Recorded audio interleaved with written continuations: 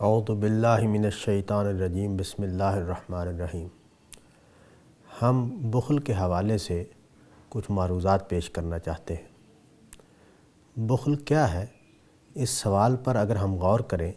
تو معلوم ہوتا ہے کہ بخل اصل میں ایک باطنی حالت ہے۔ مال اللہ تعالیٰ نے سب انسانوں کو دیا ہے، سب کو اس کی ضرورت ہے۔ کوئی شخص دنیا میں ایسا نہیں ہے جس کو مال کی ضرورت نہ ہو، لیکن مال کی محبت اس قدر بڑھ جائے کہ انسان اس کو اپنے آپ سے جدا کرنے کے لیے تیار نہ ہو، اور دوسرے انسانوں کی ضروریات، دوسرے انسانوں کی تکلیفیں، خود دین کے ساتھ اس کی وابستگی، اس کو اپنا مال اپنی جیب سے نکالنے پر آمادہ نہ کر سکے، تو یہ بخل ہے۔ سوال یہ پیدا ہوتا ہے کہ یہ بخل کیسے پیدا ہوتا ہے؟ بخل انسان کے اندر دنیا کی محبت سے پیدا ہوتا ہے، اور جو سب سے بڑی برائی اس حوالے سے ہے وہ یہ کہ انسان اپنی کمائی کو، اپنے مال کو اپنی صلاحیت کا نتیجہ سمجھتا ہے۔ قارون کے بارے میں قرآن مجید میں بیان ہوا ہے کہ جب اس سے کہا گیا کہ تم اپنا مال خرچ کیوں نہیں کرتے، تو اس نے کہا کہ میں نے اپنا مال اپنی صلاحیت کی بنیاد پر، اپنے علم کی بنیاد پر حاصل کیا ہے۔ چنانچہ انسان کی یہ خرابی ہے کہ وہ جب اس کو مال حاصل ہو جاتا ہے، دولت حاصل ہو جاتی ہے، تو وہ اس کو اپنی صلاحیت کا، اپنے کام کا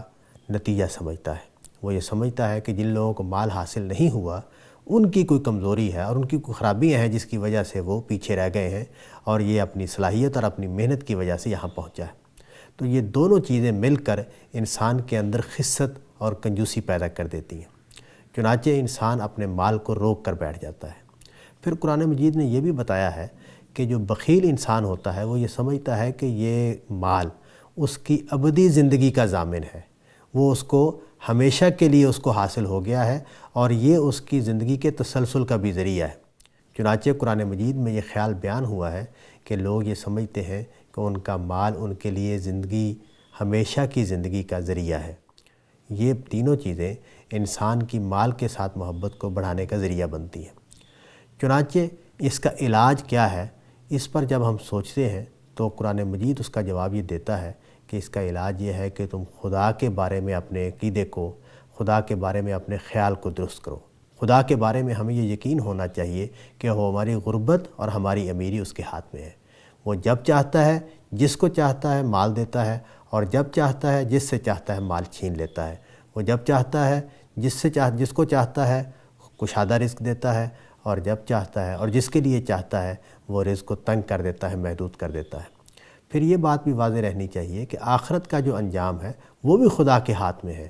اس دنیا سے جب ہم چلے جائیں گے، اور موت ایک اٹل حقیقت ہے، کوئی اس سے بچ نہیں سکتا، سب کو بالآخر مرنا ہے۔ جب ہم خدا کے سامنے پیش ہوں گے تو اس وقت جو انجام ہوگا وہ بھی خدا کے ہاتھ میں ہوگا۔ ہمارا مال و دولت اور ہماری عزت اور شان وہاں کام آنے والی نہیں ہے، وہاں ہمارے اعمال کام میں آنے والے ہیں، اور خدا کے اوپر ہوگا کہ وہ ہمارے اعمال کو قبول کرتا ہے یا نہیں کرتا۔ تو یہ چیزیں ہیں جن کو اگر سامنے رکھیں تو انسان کی دنیا کے ساتھ محبت کم ہونی شروع ہو جاتی ہے، مال کے ساتھ محبت کم ہونی شروع ہو جاتی ہے، اور اس کے نتیجے میں وہ خدا کے ساتھ جڑنا شروع ہو جاتا ہے۔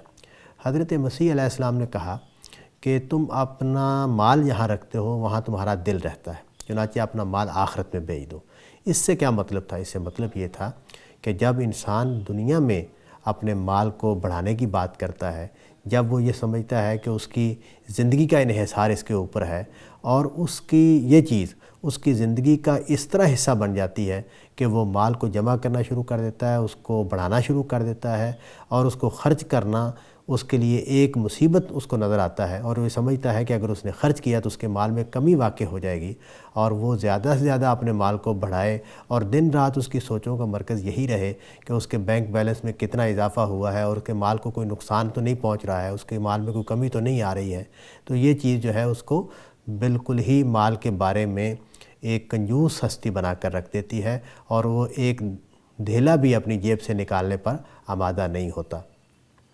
قرآن مجید یہ کہتا ہے کہ انسانوں کے اوپر یہ ذمہ داری عائد ہوتی ہے کہ وہ دوسرے انسانوں کے خیر خواہ بن کر جئیں، وہ دوسرے انسانوں کے کام آنے والے بن کر جئیں، وہ دوسروں کا خیال رکھنے والے بن کر جئیں۔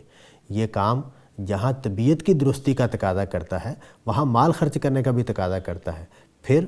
حقیقت یہ ہے کہ دنیا جب سے بنی ہے انسان جو ہے وہ خیر کا علمبردار بن کر اگر جینا چاہتا ہے تو اس کے لیے بھی مال کی ضرورت پڑتی ہے۔ دنیا میں کتنے ہی نیکی کے کام ہیں، قرآن مجید کی طباعت ہو، لوگوں کو دین پہنچانا ہو، کتابیں چھپنی ہو، مسجد ہے، علماء کا کام ہے، یہ سارے کام جو ہیں ان کے لیے بھی روپے کی ضرورت پڑتی ہے، اور یہ اگر مال خرچ کرنے والے موجود نہ ہوں تو یہ کام بھی ٹھپ ہو کر رہ جائیں گے۔ اسی طرح لوگوں کی ضروریات ہیں، غریب لوگوں کے علاج معالجے کے مسئلے ہیں، تعلیم کے مسئلے ہیں، ان کی روزمرہ کی ضروریات کے مسئلے ہیں، یہ بھی اگر مال کمانے والے جو ہیں اپنا مال روک کر رکھ لیں گے تو زندگی ٹھٹھر کر رہ جائے گی، اور زندگی رک کر رہ جائے گی، انسانیت تباہ و برباد ہو جائے گی، اور زندگی کا جو آگے بڑھنا ہے اس کا عمل رک جائے گا۔ تو بخیلی جو ہے ایک اعتبار سے ایک ایسا مسئلہ ہے کہ جس کے نتیجے میں انسانیت کو غیر معمولی نقصان پہنچتا ہے۔ چنانچہ اس کو قرآن مجید میں باقاعدہ ہدف بنایا گیا ہے، اور یہ بتایا گیا ہے کہ بخیل آدمی کا رویہ کیا ہوتا ہے، بخیل آدمی کس طرح مال سے محبت کرتا ہے، اور اس کے نتیجے میں وہ کس طرح دین کا بھی دشمن بن جاتا ہے۔ اس لیے کہ جب ہم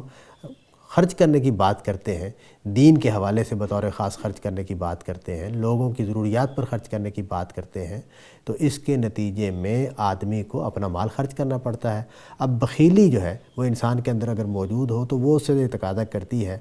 کہ وہ اپنے مال کو روک کر رکھے، چنانچہ وہ آگے بڑھ کر خرچ کرنے والوں کا مذاق اڑانے لگ جاتا ہے، وہ دین کے لیے زندگی کو کھپانے والوں کا مذاق اڑانے لگ جاتا ہے، اور وہ کہتا ہے کہ یہ کتنے بیوقوف لوگ ہیں، یہ بجائے اس کے کہ مال کمائیں، اپنی مال کو بہتر کریں، اپنے مال کی حفاظت کریں، یہ اس کو ضائع کرنے پر تلے ہوئے ہیں، اور یہ کتنے بیوقوف لوگ ہیں۔ تو بخیلی جو ہے اس کے ثمرات یہاں سے شروع ہوتے ہیں کہ انسان دوسروں کے کام آنے سے رک جاتا ہے، اور اس کا انجام یہاں تک ہو سکتا ہے کہ انسان خدا کے دین کے تقاضے پورے کرنے کے لیے بھی آمادہ نہ ہو۔ اللہ تعالیٰ سے دعا ہے کہ وہ ہمیں بخیلی کی اس ضلالت سے محفوظ رکھے، اور سخاوت اور لوگوں کے کام آنے والے جذبے کی توفیق عطا فرمائے۔ وآخر دعوانا ان الحمد للہ رب العالمین۔